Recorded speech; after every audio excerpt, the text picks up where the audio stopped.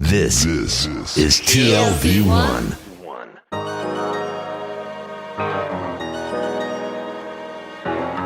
The Tel Aviv Review. Hello and welcome to the Tel Aviv Review. I'm your host, Gilad Halpern. Every week we bring you conversations with authors about the books and research and other things that we like. And if you like us, please consider becoming a Patreon supporter. All you have to do is go to our homepage, that's tlv1.fm/Tel Aviv Review, scroll down to the bottom and click the big red button that says Patreon, click and support us. Some of you have been doing this for months and years, and we cannot thank you enough. This episode is part of a series in partnership with the Israel office of the Konrad Adenauer Foundation that we like to call Israel Behind the Headlines, delving deep into and unpacking issues underlying our lives here in Israel. My guest today is a professor of Jewish history at Yeshiva University in New York and the director of the Center for Israel Studies there. He has published and edited numerous books, and most recently, he is the mastermind behind a monumental cultural enterprise dedicated to the Samaritans, a tiny ethnoreligious group native to Israel and Palestine. The Samaritans, a biblical people, consists of an exhibition currently showing at the Museum of the Bible in Washington, D.C., and soon at the Bibelhaus in Frankfurt, Germany. It is also the title of an edited museum book that has recently been published by Brill, and is also the title of a documentary film that premiered recently at the Jerusalem Jewish Film Festival. And I'm now delighted to have here in the studio Professor Stephen Fine. Hi, Steve. Welcome back to the show. Hi, Gilad. So happy to be here with you. So let's start by telling our audience who the Samaritans are. There are only 850 of them. There are country clubs with more members than that. There are airplanes that hold more members than that. Yeah.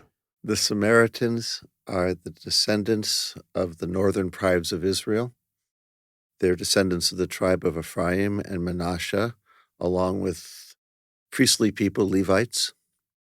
They're the very last or first of the people who lived in the north, many of whom were taken away by the Assyrians, but they stayed and they've been there, and they had a diaspora in the ancient world and in the medieval period. And over the centuries, they have slowly but surely centered themselves on their holy mountain, Mount Gerizim, and now also a equally large group in the city of Cholon, where there's a Samaritan village. The Samaritans are a group of Israelites, just as Jews are Israelites. It's the other Israel, as I like to say. Their number, sometimes it's 850. It can go up to 852 if there's a birth, or 849 if somebody dies. But that's much better than it was at the turn of the century when there was 140 some. They've developed and grown in incredible ways over the last century. They have a version of the Torah which is similar to versions found at the Dead Sea, except for two major differences. The 10th commandment of the Samaritan 10 Commandments is, you must worship and do sacrifice on my holy mountain, Mount Gerizim, which is the mountain that hovers over Nablus, Shechem. For them, it is the mountain of blessing, Har Bracha, of biblical vintage. On that place, Abraham almost sacrificed Isaac, and you can go see the place where it happened. The ark landed in the time of Noah. You can go to that place too. Joshua wrote on the stones. Well, that's up there too. And the tabernacle sat during all the good times until the Judeans left, went to Shiloh, and did the ultimate sin of building a separate holy place on Mount Zion in Jerusalem. Samaritans keep the Sabbath. Samaritans work very hard to keep the commandments of the Torah, but it's that one sentence about Mount Gerizim that truly separates the community. I like to say sometimes that the Jews and the Samaritans live in mirror universes. where everything seems so similar and so alike and so related until you hit a point, if you're Jewish or if you're Samaritan, where you say, oh, that's different. And that's what makes it cool. In Hebrew, this is much easier for people because when you refer to them both as Bnei Yisrael, then they're Bnei Yisrael. They're not Jews. They're not from Judea. Yeah. So what does it? Samaritans are sort of like a useful outlier in telling us, helping us review the history of Judaism, really how it evolved. Because it was sort of a test case, right? For rabbis, Samaritans are a great test case because they're Israelites who are not Jews, whose matzah, according to the Mishnah or the Tosefta, you can eat on Passover, who are supposed to keep the Sabbath, who come from Israelite tribes. Rabbis who love intermediate cases find Samaritans super interesting in the ancient world. For the rest of us, it's that other group of human beings that we either objectify and treat badly or since the 19th century have tried to come to a understanding of one another that has allowed Jews and Samaritans in modern Israel to really come together and think differently about each other, but also to think through each other. For me, I'm a historian of the ancient world. The reason I went deeply into Samaritans was that in the 1980s, a whole bunch of Samaritan texts began to be published in languages that I could then read. Meaning Aramaic and Hebrew, but in script that I could deal with and in editions. And a whole lot of archaeology was coming out. We have beautiful evidence of Samaritan synagogues from as far away as the island of Delos and Thessalonica in Greece and Syracuse in Sicily, but also all over Samaria. And as far away as Emmaus and Kibbutz Natan in the south. We have a lot of Samaritan material that wasn't being fully processed, but it became very clear to me that here we had people who were Sabbath-keeping, food law maintaining Israelites who were a very large percentage of the population of the land of Israel in the Roman and Byzantine period, but that the scholarly consensus was spending so much time talking about Christians, and I couldn't figure out why, except that we live among Christians, which is the answer. Samaritans are a perfect comparative case for Jews before we start comparing to Christians. Yeah. Is it still the case, though? I mean, the interesting thing, well, there are many interesting things about the Samaritans, but I think the most outstanding thing is the fact that they've survived all these years. I mean, the fact that the community, they said that the fact that the Jews survived is some sort of a miracle, but the fact that, you have several hundred people who are carrying on their shoulders millennia of tradition is no less than extraordinary, isn't it? The fact that they're still... With an immense library, with traditions that they're serious about, and that they were down to less than 150. Why? Because they refused to marry outside the community, and because of all of the in-marriage genetic issues developed, that the balance between males and females came apart. Now, all of this began to change in the 19th century when, as backdrop, the community in Damascus had been decimated, and the Samaritans from there came to Mount Gerizim, and other communities were being decimated, and they came to Mount Gerizim. And finally, they came after the people who lived in Nablus. And the question was, what makes you people of the book that you should be allowed to maintain your tradition? And the Samaritans were desperate because they were about to either be forced to convert, as most people in their community had, and there's many, many people in Samaria who know that their ancestors were Samaritans, or be killed. So somehow they got to Chaim Gagin, the Chacham Bashi, the chief rabbi of Jerusalem, the first one, probably through the British consul general. And he wrote a letter that said, the Samaritans are Israelites who believe in the Torah of Moses. which saved them. Now, Gagin's grandson wrote a travel log, and he described how he went to visit and how the Samaritans' attitude toward Jews began to melt after that because they were saved. But over the next 50 years or so, because there was enmity before? There was huge enmity.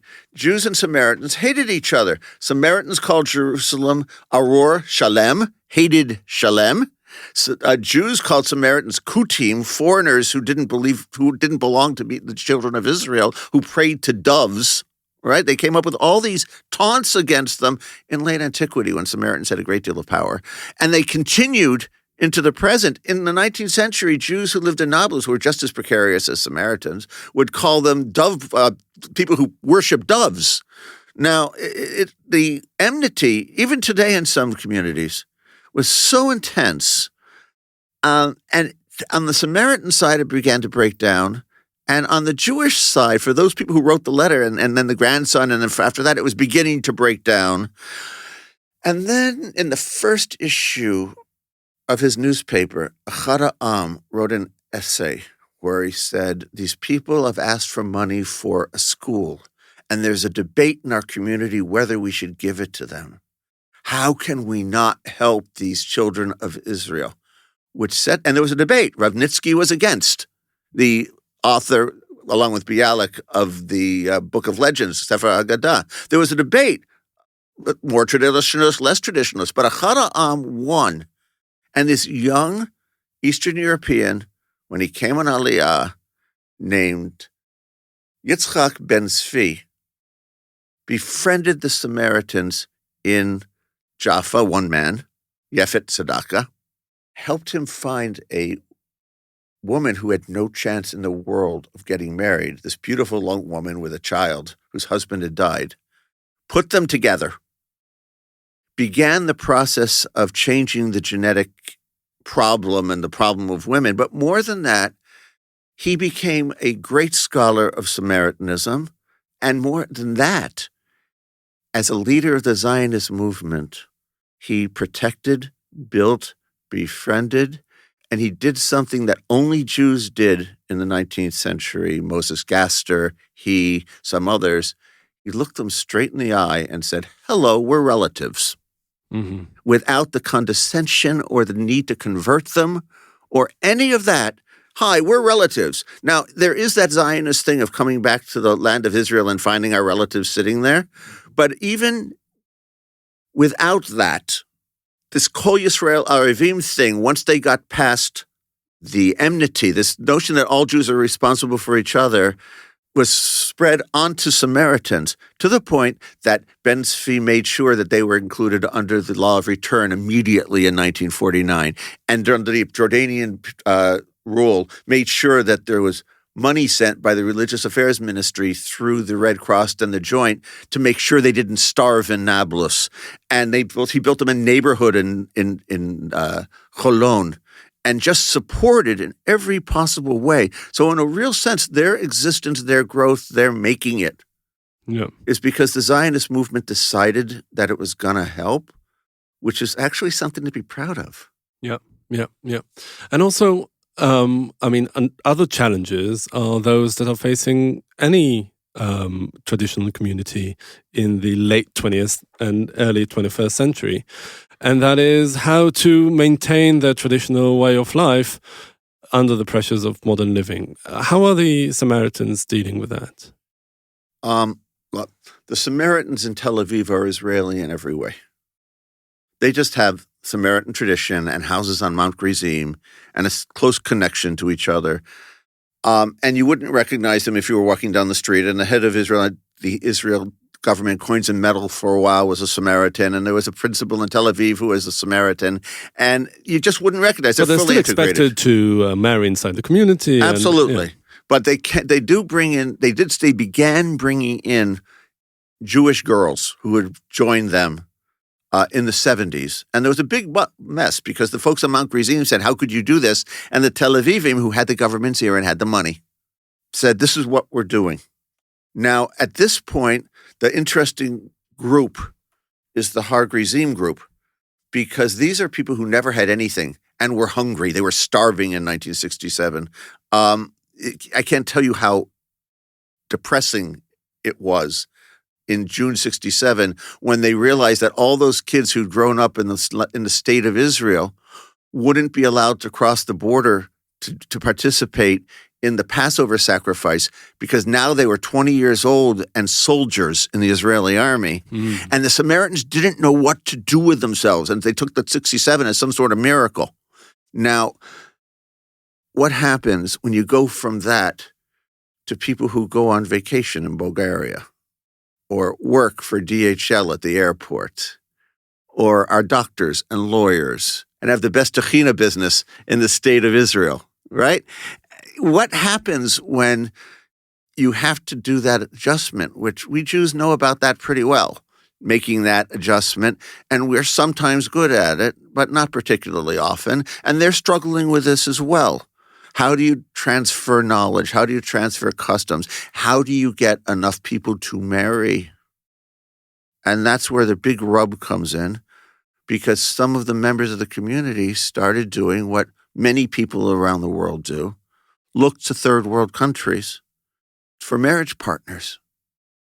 And so 1 Samaritan, 2 Samaritans, 30 Samaritans on Mount Gerizim have found women in the Ukraine. One girl brings another girl, one woman brings another woman. There's nothing unsavory about this at all. The Samaritans that I know have gone to Ukraine, met people, corresponded, gone back to visit again, come back a third time, right? Get to know each other, and women join the community. But what does that mean when you have people who really had no idea what they were walking into, who speak a language that isn't a Jewish language, right? Who previously went to church, walking in and taking on the religion. And that leads to questioning, what's the next generation look like? This is complex. The authorities didn't like it. It's taken the high priest some time to figure this out, because after all, the Samaritan community is ruled by a high priest who's a Levite.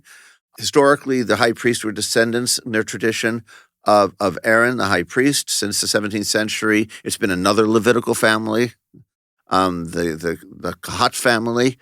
But the high priest, which is the authority structure, had to figure out what to do. And the symbol for joining the community ever since the beginning of the 20th century was, when you bring the women in, have they learned the culture? And on Passover, do you give them a piece of the meat of the Passover sacrifice, which is the mark of conversion? But so is the old guard of the community very orthodox? Clearly, I mean, by allowing women from Ukraine to come and join the community and marry into the community, there is a degree of flexibility, I would say. But facing the challenges of today and the next generation, do you think that once the high priest dies, and he's now in his 70s, right? In maybe 80s. Okay, so he's the oldest priest of his generation. That's right. How he gets the job. Okay. So when the old guard dies and the younger ones come in, do you think that we'll see that Samaritanism will be reformed in a major way? First of all, I'm very careful in talking about another community and what its future is, both because I don't know and I don't deserve to have an opinion, and at the same time, I could affect in what I say, right? I see. So let me tell you what I think, having said all of that, okay? The middle-aged group, the 40-year-olds, the 50-year-olds, know the space between themselves and the younger people and themselves and the older people. And they're consciously thinking through how to transmit. They're in the place that all my parents were in relation to my Eastern European Yiddish-speaking grandparents and me on the other side. They're trying to figure it out. They're interpreting, they're transmitting. There's much more study going on in the community now than there used to be. You cannot bring in a bunch of new members and not know your tradition yourself. So there's much more learning going on than there was before. My issue is always that I can't imagine counting the Samaritans out. They've done this for 3,500 years, but this modern thing is really super tough. It's so difficult because what do you do when you're literally going on vacation? If you were to follow any of the Samaritans on Facebook, you would find out all the places people go on vacation and see what utterly regular people they are. That's the most delightful thing about our movie. They're regular, normal people that, again, you can walk up to them, look them in the eye and say, "Hi, guys, how are you?" And we tried very hard to maintain that in our exhibition and in our book. We tried very hard for there not to be a Samaritan who didn't have a name, right? There's Brito, and there's Najah, and there's Mariam, and there's Natasha, and there's all the rest. But everybody has a name. Everybody has a personality. But also normal people coming from a traditional background. Some of them drop out. Is this Absolutely. And in a community numbering a few hundreds, even as one or two people dropping out is a major thing. Is that a trend or anything? A phenomenon within the community? Something that they worry about? Something that they do something about? Look, there's a actress who dropped out. She was one of the first, with great enmity, because she was one of the first. Remember how Jews used to say Kaddish when the child married a non-Jewish girl, right? There was a enmity with that first. Now they've become far more sophisticated, and they're learned how to somehow deal with some of this. There are people all over the country who are Samaritans, and you'd never know. And some of them don't maintain the tradition. But the overall community is very dedicated to itself. As one of the stars of our film said when asked, "How important is it for you to be Samaritan on a scale of 1 to 10? And the answer was 11. Yeah. They're really trying. And that's what And the community allows for it. It takes two to tango. That's the thing. I mean, you can try individually, but also you need to have an interlocutor, like institutional interlocutor. They're working very hard. Look, if you read their newspaper, which has been going for more than 50 years, you will see that sometimes it tells you about the problems of the community, but most of the time it paints the picture that the community wants to have painted. Of course. Now, the interesting part, and I've read all 50 years. And I have to say that the interesting thing about the film is that it doesn't try to sugarcoat anything. No. Yeah, some of it. I mean, I was there at the premiere and I saw it, and it was just amazing how candid all the interviewees were. And we were talking about at least a dozen. We're talking about people who talked about how they feel about the Passover sacrifice and how they feel about their marriage choice project and how that works within the community to get everyone married. Which is a horribly difficult project. They talked about menstruation. They talked about really human things. Which is also something that you wouldn't expect such a close-knit and perhaps, a threatened community to do. Normally they, just recline on themselves. You've noticed I never use words like threatened. Huh. Right? Okay, well, you know enough. why? Because it's a self-fulfilling prophecy. Right. I assume that the Samaritans will be there for 3,000 years. More. Right? Until their Redeemer shows. Now, so on the basis of that, but on the basis of that, right? I work with them, and they trust our filmmaker, Moshe Alafi, who's been embedded with them for 5, 6, 7 years. And that's why people were willing to talk to him. They also talked to each other through us. The younger generation talked to the older generation. The older generation talked to the younger generation explicitly. They even say so in the film. Don't tell him what I just said, right? Another interesting thing about the Samaritans, as you told us the modern history of how they were settled in Holon and then around Mount Gerizim. For anyone with a basic knowledge of the geography of the political geography of Israel, is that Holon is just south of Tel Aviv, so in Israel, and Mount Gerizim is near Nablus in the West Bank. So the community is spread in two centers across the Green Line. How has the Israeli-Palestinian conflict affected them? And also, from I'm asking because from my perspective, having been exposed to your work, it seems that they're relatively unaffected by it. I think they're really affected by it. Mm-hmm. The Samaritans moved up on Mount Gerizim as a result of the First Intifada. And they essentially decided to take the small piece of land they had and build themselves a village that could be protected because they were attacked. To this day, Samaritan stores in Nablus are sometimes shot at. This is a really complex thing. On the other hand, the Palestinian Authority soldiers and the Israeli soldiers together guard the Passover sacrifice every year. And you can see the amicability of these people while they're actually working together to do this. There are Samaritans on Mount Gerizim who are more pro-Israel. There are Samaritans on Mount Gerizim who are more pro-Palestinian. There was one Samaritan terrorist. He's in jail. His father's a big Zionist, like every other family, right? Yeah. His store doesn't get shot. This is really super complex. So in a way, you can say that these people are, genuinely binational. Also, they're bilingual. Many of them are fluent in Hebrew and Arabic in equal measure. But remember, the ones on Mount Gerizim, this is cool. After 1967, a large number of them with government funding went to Ulpan Akiva and learned Hebrew immediately. And so the communities made smart decisions. The Mount Gerizim people, remember, may not have been Israelis, but their cousins in Holon were deeply connected into the system. And so there was great help that came in dealing with the Israeli system. Samaritans have Israeli ID cards that say Samaritan in them. They can either go to the hospital in Nablus or they can go to Beilinson, Mm-hmm. They can go either way, and they do go both ways.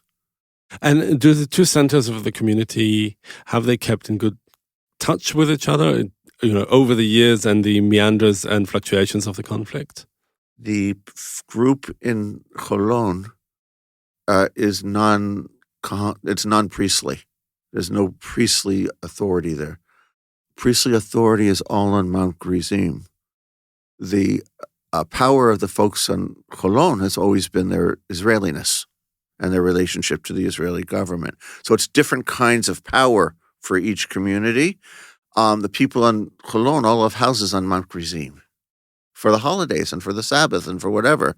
They come up and you can go into their house here and you go into their house there. So, yes, they're deeply connected. People go back and forth constantly. Are they different? Sometimes they are. Are there people who speak better Arabic than Hebrew or better Hebrew than Arabic? For sure. It's almost a model for what some people would like to see of relationship across the border. Mm-hmm. Yeah.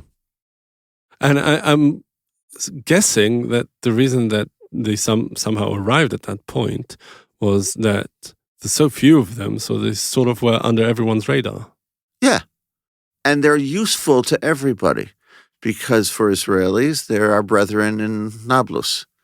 And they are treated that way. The Passover sacrifice has been since 1968, and we have an article about this by my student David Sellis in our book, has been a official government event.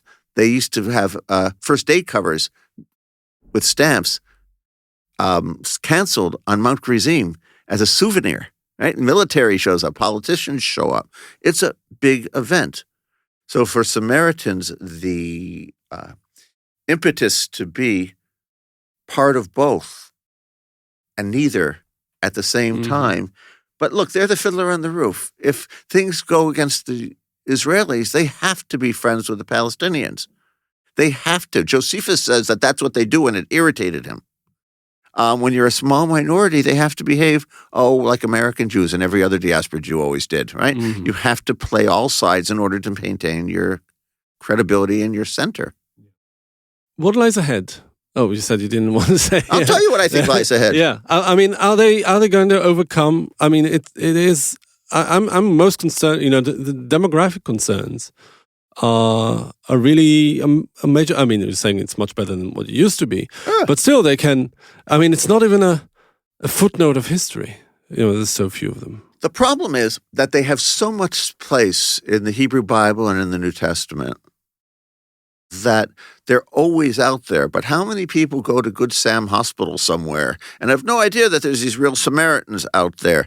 When my son was in, I guess, third grade, we were studying the Mishnah in Rosh Hashanah that talks about those evil Kutim who disrupted communication between Jerusalem and the Babylonian diaspora, where communication was through these lighted torches that they would wave on top of mountains. And they said the Samaritans brought their own torches and messed it up. Now, he's studying this, and I can explain that in a lot of ways. It could well be that Jews didn't understand that Samaritans had their own torches, or they could have been nefarious. It could have been one or the other. And, just like not all Jews killed Jesus, not all Samaritans messed up the temple. So my son is sitting in class, and the rabbi who's teaching is teaching about the nefarious Kusim, right? And he raises his hand. Rabbi, and I won't say his name, Rabbi Cohen, let's say, you can't say that. Why can't I say that? Because my father has a friend who's a Samaritan, and that word is like the N-word, which is exactly how Samaritans respond to it. And he looked at him and said, "Your father knows a Samaritan?" He said, "Yeah." "How does he know him?" "Well, they've been friends for a lot of years. And he comes to our house. And he's a very nice man." So I go to carpool to pick up my son. And I drove in, just not thinking twice, right? And this rabbi walks up to me.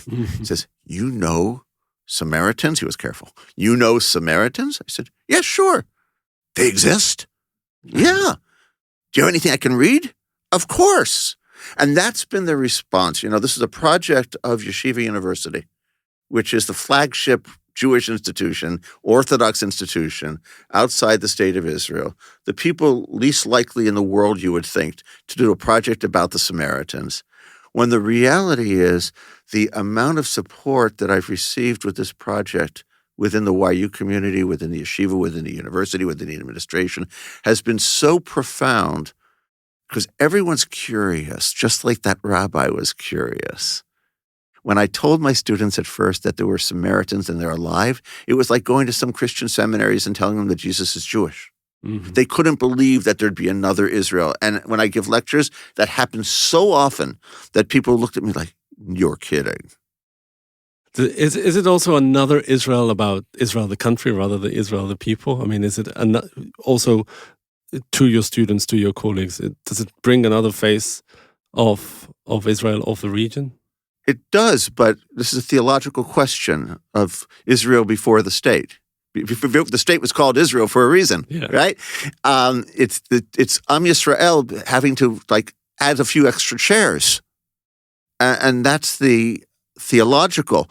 On a curiosity thing, look, there used to be enmity between they and some of the settlers, and that's broken down completely to the point that I know one woman who grew up in Har Bracha who saw the film, which is a settlement right next door and is known for being very traditional, and who saw the film and looked at me and looked at my wife and said, "Oh, I know him. He gave me a tramp once down the hill." Mm-hmm.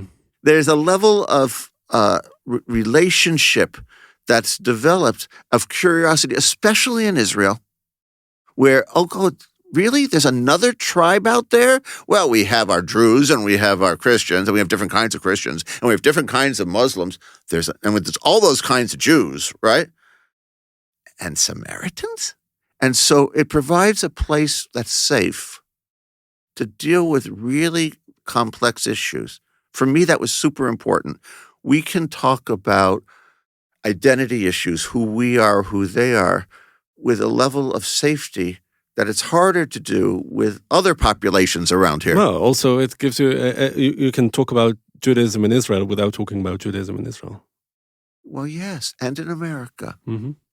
It's a great, and our film, look, Moshe Lafi is The filmmaker. the filmmaker, who's amazing, is an Orthodox Jew who, like me, found these folks absolutely exciting and interesting and nice. He goes to every wedding. It's an amazing thing. Somebody dies, he rushes up the mountain for the funeral. I've been there with him to do it. The sense of relationship that's been developed, that they've developed with us really over the last 70 years or so, is quite astonishing, and that we developed with them, and now we're showing and giving access to that to a lot of people, Jewish, Christian, through our exhibitions, through our movie, through our film. My goal is to put the Samaritans on the map so that you can never look again at the world of the Talmud and not think Samaritan, so that you can never think of Israel and not think, oh, there's those guys on Mount Gerizim, so that you can ask questions of yourself that you wouldn't have asked because this is how they solved it. So this is different from us. Yeah. All right, Professor Stephen Fine, the mastermind behind the Samaritans, the biblical people, the exhibition, the book, and the documentary film. Thank you very much for joining us today. It's such a pleasure. Thank you, Gilad. And also many thanks to Itai Shelem, the manager of TLV1 Studios. And now we've got a request, because most of you listen to us on the Apple Podcast app, and we'd like to ask you to please consider writing us a review. Good, bad, ugly, up to you. You too can support us by going to our website and subscribing onto our Patreon campaign. Check out our archive. It has something like 800 interviews to keep you interested, entertained, and hopefully annoyed. Like us on Facebook, follow me on Twitter, and most important, join us again next week for another edition of the Tel Aviv Review. And until then, from me here in Tel Aviv, goodbye.